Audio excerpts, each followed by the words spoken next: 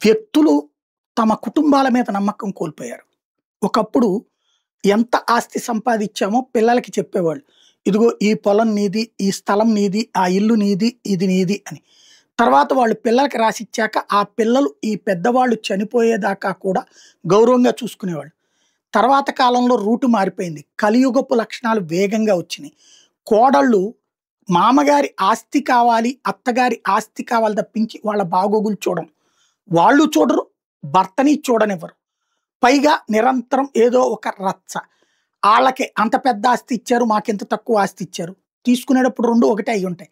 కానీ ఆ తర్వాత ఒకళ్ళు ఎదుగుతారు. ఈ అన్న తమ్ముల్లో ఇంకొకళ్ళు ఇబ్బంది పడతారు. ఇబ్బంది పడ్డోళ్ళు వాళ్ళ మీద ఏడవటం, వాళ్ళు వీళ్ళ మీద ఏడవటం, వీళ్ళు కొట్టుకు సచ్చి ఇంట్లో ఉన్నటువంటి ఆ కోడళ్ళ గోల కొడుకులకి వచ్చి, కొడుకులు కొట్టుకుంటూ, కోడళ్ళు కొట్టుకుంటూ చివరికి ఆ తల్లిదండ్రుల్ని పట్టించుకోవడం మానేశారు. ఇది గ్రహించినటువంటి తర్వాత తరం గత 15, 20 ఏళ్ల నుంచి కూడా వాళ్ళకి వీళ్ళకి రాసిచ్చిన అంతో ఎంతో సొమ్ము తమ అకౌంట్లలో దాచుకుంటున్నారు. చచ్చిపోయే వరకు అది ఉంచుకుంటున్నారు. ఎందుకంటే ఏ హాస్పిటల్‌కి వెళ్ళాలన్నా, అంత తిండి కావాలన్నా, బిడ్డలు పెట్టనప్పుడు అట్లా తమకంటూ ఒకటుండాలి. తన భార్యను చూసుకోవడానికో, లేకపోతే తన భర్తను చూసుకోవడానికో అన్నటువంటిది దాచుకుంటున్నారు. తీరా చూస్తే వాళ్ళు అకస్మాత్తుగా చనిపోతే ఆ డబ్బులు క్లెయిమ్ చేయడానికి తెలియదు గదా బిడ్డలకి. అలా ఉండిపోతున్నాయి కొన్ని. కొన్నొచ్చేటప్పటికి అకౌంట్ డీటెయిల్స్ లేక ఎగిరిపోతున్నటువంటి పరిస్థితి ఉంది. ఇట్లాంటివి బ్యాంకుల్లో ఉన్న సొమ్ములు 78,000 కోట్లు. బ్యాంకుల్లో డిపాజిట్ అయ్యింది. ఎవడూ క్లెయిమ్ చెయ్యని సొమ్ము. ఇంకొకటి బీమా కంపెనీలో 14,000 కోట్లున్నాయి. డివిడెండ్లు 9,000 కోట్లున్నాయి. మొత్తం కలిపితే 1,01,000 కోట్లు బ్యాంకుల్లో ఫండ్‌లో పడున్నటువంటి పరిస్థితి. ఉద్యోగులు ట్రాన్స్‌ఫర్ అయ్యేటప్పుడు కొత్త ఊర్లో కొత్త అకౌంట్ తెరవడం లాంటియి అట్లాగా ఆన్‌లైన్ సిస్టమ్ లేకపోవడంతో ఎక్కడ బ్యాంక్ లెక్కలు అక్కడే ఉండటం వల్ల కూడా మాన్యువల్‌గా రాసి పైకి పంపినటువంటి వాటిట్లో కూడా అట్లాగే ఉండిపోయినాయి. అవి కూడా అన్నటువంటి విషయం ఇప్పుడు తేలుతోంది.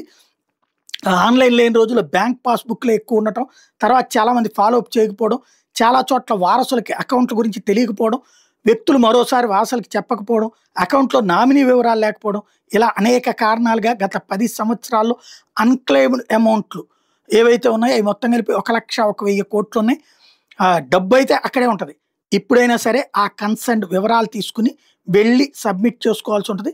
ఇప్పుడు ఎఫ్‌డి, ఆర్‌డి రెన్యూ విత్‌డ్రా చేసుకోకపోతే అవి కూడా ఆటోమేటిక్‌గా రెన్యూ అయిపోయి అవి కూడా పెరిగిపోతుంటాయి.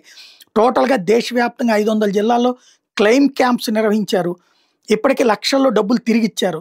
దేశవ్యాప్తంగా అన్‌క్లెయిమ్డ్ మనీ డ్రైవ్ అయితే కొనసాగుతుంది. త్వరలో ఫుల్ డిజిటల్ యూనిఫైడ్ ప్రాసెస్ కూడా తీసుకురాబోతున్నారు. ఇది ప్రభుత్వం కొన్నాళ్ళు పోయిన తర్వాత ఎవరు క్లెయిమ్ చేయకపోతే దాన్ని ప్రభుత్వంకి అప్పజెప్పే అవకాశం ఉంటది.